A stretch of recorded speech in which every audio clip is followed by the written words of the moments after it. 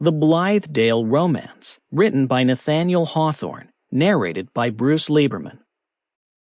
Preface. In the Blithedale of this volume, many readers will probably suspect a faint and not very faithful shadowing of Brook Farm in Roxbury, which, now, a little more than 10 years ago, was occupied and cultivated by a company of socialists. The author does not wish to deny that he had this community in his mind, and that, having had the good fortune for a time to be personally connected with it, he has occasionally availed himself of his actual reminiscences in the hope of giving a more lifelike tint to the fancy sketch in the following pages. He begs it to be understood, however, that he has considered the institution itself as not less fairly the subject of fictitious handling than the imaginary personages whom he has introduced there.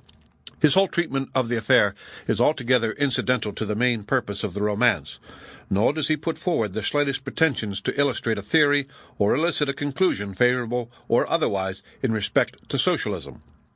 In short, his present concern with the socialist community is merely to establish a theatre, a little removed from the highway of ordinary travel, where the creatures of his brain may play their phantasmagorical antics without exposing them to too close a comparison with the actual events of real lives.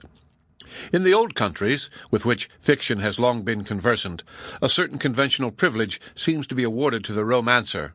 His work is not put exactly side by side with nature, and he is allowed a license with regard to everyday probability in view of the improved effects which he is bound to produce thereby. Among ourselves, on the contrary, there is as yet no such fairyland so like the real world that, in a suitable remoteness, one cannot well tell the difference, but, with an atmosphere of strange enchantment, beheld through which the inhabitants have a propriety of their own. This atmosphere is what the American romancer needs. In its absence, the beings of imagination are compelled to show themselves in the same category as actually living mortals, a necessity that generally renders the paint and pasteboard of their composition but too painfully discernible.